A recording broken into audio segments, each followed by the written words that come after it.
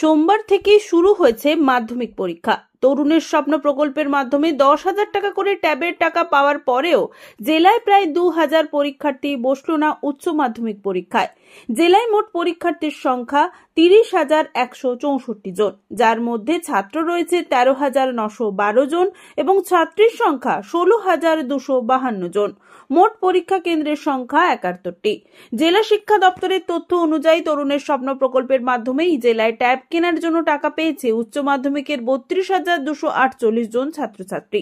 রেজিস্ট্রেশনের পর তরুণের স্বপ্ন প্রকল্পের মাধ্যমে তাদের মাথাপিছু 10,000 টাকা করে দেওয়া হয়েছিল।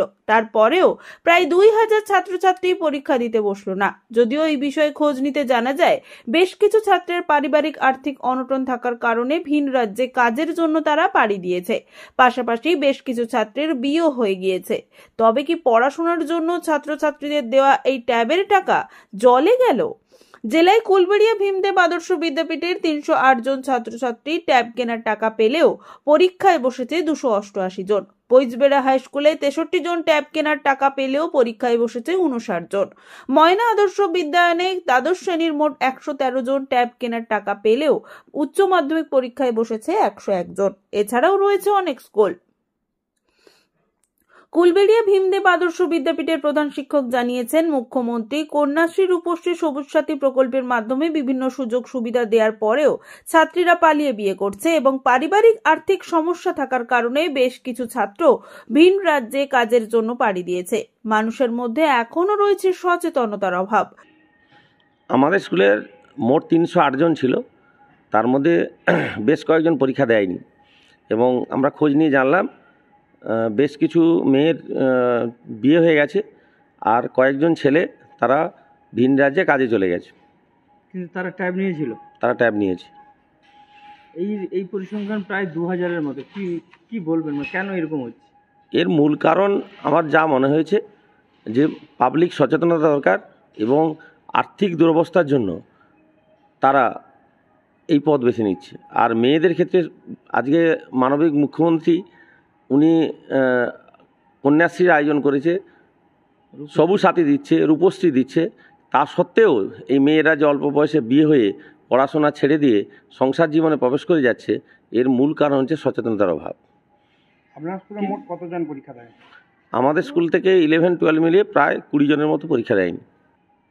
আমাদের পূর্ব মেদিনীপুর জেলার লোকসংখ্যাটাও অনেক, শিক্ষার হারও অনেক, তার মধ্যেও অনেক দুর্বল পরিবার আছে, আর্থিকভাবে পিছিয়ে পড়া পরিবার আছে, এসসি কাস্ট আছে এবং মাইনরিটি কাস্ট আছে। আর এই শিক্ষা স্কুল ছুট হওয়ার, বিদ্যালয় ছুট হওয়ার মূল কারণ যেগুলো জানা যায় যে দুর্বল ফ্যামিলি যারা আর্থিকভাবে এবং মাইনরিটি পরিবার, এসসি পরিবার, খেটে খাওয়া পরিবার, তাদের পরিবারে এই ঘটনাগুলো বেশি ঘটছে। আমরা সমীক্ষা করে দেখেছি, বাড়ি বাড়ি গিয়েও দেখেছি যে এই মাইনরিটি পরিবারে, যাদের পরিবারে দুবেলা দুটো খাওয়ার সংস্থান নেই, মানবিক মুখ্যমন্ত্রী চাল দিচ্ছেন, কেন্দ্র সরকারের চাল আসছে, তারপরেও যেটা সংসার চালানোর মতো যে আর্থিক দুরবস্থা, তার জন্য ছেলেমেয়েরা চলে যাচ্ছে টাইলের কাজে, রাজমিস্ত্রির কাজে, ফুলের কাজে, ফলে তারা শিক্ষার আঙিনায় আসতে পারছে না। আমাদের স্কুলের এরকম মাইনরিটির 10টি ছেলেকে আমরা আইডেন্টিফাই করেছি, যারা অ্যাডমিন নিতে আসছে আমাদের ফেয়ারওয়েল দেওয়ার পর, পৃথিবী হয়ে যাওয়ার পর। কেন তারা নিতে পারেনি? কারণ তারা ভিন রাজ্যে চলে যায় টাইলের কাজে এবং রাজমিস্ত্রির যোগানদারের কাজে, এবং সেই যোগানদারের কাজ কমপ্লিট করে তারা পরীক্ষাটা দিতে এসেছে। ভালো লাগছে যে ছেলেগুলো বোঝালাম যাতে পাসটা করতে পারে এবং তারা পরীক্ষাটা দিচ্ছে এবারে। পূর্ব মেদিনীপুর জেলা পরিষদের শিক্ষা কর্মাধ্যক্ষ অপর্ণা ভট্টাচার্য জানিয়েছেন, দেখুন, সবথেকে বেশি আনন্দের মুহূর্ত যেটা, আমরা পূর্ব মেদিনীপুর জেলা পরীক্ষার দিক থেকে কখনো বিঘ্ন ঘটেনি কোনো বিষয়ে। ফলে এবছর পরীক্ষার্থী অন্য বছরের তুলনায় একটু কম। সেটার কারণ হচ্ছে ওই বয়সের যে ব্যাপারটা রয়েছে আর কি, সেটা নিয়ে কিন্তু সেই কারণে এবছর পরীক্ষার্থীর সংখ্যা একটু কম। আমাদের এবছর পরীক্ষা দিচ্ছে 30,257 এবং ট্যাব নিয়েছে 32,248। এই গ্যাপটা তৈরি হয়েছে ট্যাব নেওয়ার পর, কিন্তু রেজিস্ট্রেশন কত হয়েছিল সেটা কিন্তু সেই সংখ্যাটা আমাদের কাছে নেই, সেটা ওয়েস্ট বেঙ্গল কাউন্সিলই একমাত্র বলতে পারবে স্কুল ওয়াইজ কত রেজিস্ট্রেশন হয়েছে। আমাদের ভেন্যু হয়েছে আজকে 71টা, তার মধ্যে মেন ভেন্যু 68 এবং সাব ভেন্যু হচ্ছে 3 মোট 71টি হচ্ছে ভেন্যু। এবং 30,257 সেন্টারের মধ্যে 13,954 হচ্ছে আপনার মেল এবং ফিমেল হচ্ছে 16,303। এই প্রতিবারেই ছাত্রীর সংখ্যা কিন্তু বেশি হচ্ছে, মাধ্যমিক উচ্চ মাধ্যমিক এমনকি এর ক্ষেত্রেও কী বলে ভোকেশনাল যারা পরীক্ষা দিচ্ছে সেখানেও পর্যন্ত ছাত্রীর সংখ্যা বেশি হয়ে যাচ্ছে। দেখুন, এটা যে ট্যাবের কারণে পরীক্ষা দিচ্ছে না এটা কিন্তু আমি তো তার ব্যাখ্যা করে বলতে পারবো না, যে ট্যাব নেওয়ার পরে পরীক্ষা দিচ্ছে না 2000 জন এত বড় জেলার উপরে এত হাজারের মধ্যে, কিন্তু ট্যাব নেওয়ার জন্য এরা অপেক্ষা করেছিল রেজিস্ট্রেশনের পর বা পরীক্ষা দেবে না, এই ব্যাখ্যায় ভাই আমি যেতে পারবো না, বলতেও পারবো না। তারা কোনো কারণে পরীক্ষা দেয়নি, এই 2000 কম হয়েছে। এবং এটা নিয়ে নিশ্চয়ই সরকার কিছু ভাববেন যে কেন এর ইন্সপেকশন হওয়া উচিত, এর ভাবা উচিত হয়তো যে কী কারণে, কারণ নিশ্চয়ই খুঁজবেন, কিন্তু এর কারণ তো আমি বলতে পারবো না। আমি শ্রীমতী অপর্ণা ভট্টাচার্য, শিক্ষা সংস্কৃতি তথ্য ক্রীড়া দপ্তরের কর্মাধ্যক্ষ, পূর্ব মেদিনীপুর জেলা পরিষদ। একদম ঠিকই বলেছেন আপনি। মূল পরিসংখ্যান হচ্ছে আমাদের পূর্ব মেদিনীপুর জেলাতে এবছর উচ্চ মাধ্যমিক পরীক্ষার্থীর সংখ্যা ছিল 32,248 জন, যার মধ্যে এই 32,248 জন তারা উচ্চ মাধ্যমিক স্তরে পড়ার সুবাদে রাজ্য সরকারের দেওয়া ট্যাব তারা সকলেই গ্রহণ করেছে।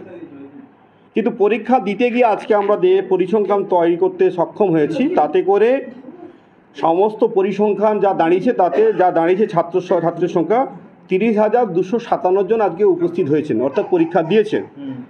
তাতে দেখা যাচ্ছে যত সংখ্যক ছাত্র সংখ্যা পুরো পরীক্ষায় অংশগ্রহণ করেনি তার পরিমাণটা কত না 1,991 জন, অর্থাৎ প্রায় 2,000 ছাত্রছাত্রী পরীক্ষায় তারা বসেননি। এর দুটো স্পেসিফিক কারণ। একটি কারণ হচ্ছে ছাত্রছাত্রীরা তারা পড়তে আগ্রহী নয়, তারা অনাগ্রহী। তার কারণ তারা সকলেই অনুভব করেছেন এই রাজ্যে পড়াশোনা করে ভবিষ্যৎ কেউ অন্ধকার করতে চান না। কারণ গরিব বাবা মায়েরা তারা তাদের ছেলে মেয়েদেরকে কষ্টার্জিত পয়সা দিয়ে তাদের পরিশ্রম করে তাদেরকে উপযুক্ত মানুষ তৈরি করবেন, তারপরে তাদের সকলেরই লক্ষ্য ছেলেরা বড় হয়ে তারা চাকরি পাবেন, চাকরির জন্য চাকরি পরীক্ষায় তারা বসবেন। কিন্তু সেখানে দেখা গেছে যে চায়ের দোকান থেকে, ভুসিমাল দোকান থেকে, সেলুন দোকান থেকে চাকরি এখানে বিক্রি হয়েছে, যার ফলস্বরূপ আজকে প্রায় দেখেছেন প্রায় 72,000 চাকরি পরীক্ষার্থী তাদের ভাগ্য ঝুলছে সুপ্রিম কোর্টের দরগড়ায়। তাই এখানে পূর্ব মেদিনীপুর জেলায় যেখানে শিক্ষার হার সারা রাজ্যে সবথেকে বেশি, সেই জেলাতে আজকে যদি প্রায় 2,000 ছাত্রছাত্রী পরীক্ষায় না বসে উচ্চ মাধ্যমিকের পরীক্ষাতে, তাহলে বুঝতে হবে এই পরীক্ষার্থী না বসার প্রধান কারণ সেটি হচ্ছে রাজ্য সরকারের দূরদর্শিতার প্রতি অনীহা প্রকাশ করা, শিক্ষা ব্যবস্থার প্রতি প্রশ্নচিহ্ন তুলে ধরা। তাই আমরা মনে করি এই বিষয়ের উপর দাঁড়িয়ে বিভাগীয় তদন্ত হওয়া উচিত। আমরা আমাদের প্রিয় জননেতা শুভেন্দু অধিকারী মহোদয়ের কাছে আজকে দৃষ্টি আকর্ষণ করব, যাতে উনি এই তথ্য সারা রাজ্য জুড়ে সংগ্রহ করে বিধানসভায় এই বিষয়ের উপরে দাঁড়িয়ে বিস্তৃত আলোচনা করে সদর্থক সিদ্ধান্ত গ্রহণ করেন এবং সারা রাজ্যবাসীর কাছে যাতে এই সরকারের ন্যাকের চিত্রটা তুলে ধরতে সক্ষম হয়, তার জন্য তথ্য আমরা এখান থেকে সরবরাহ করব। ব্যুরো রিপোর্ট, খবর BCBS।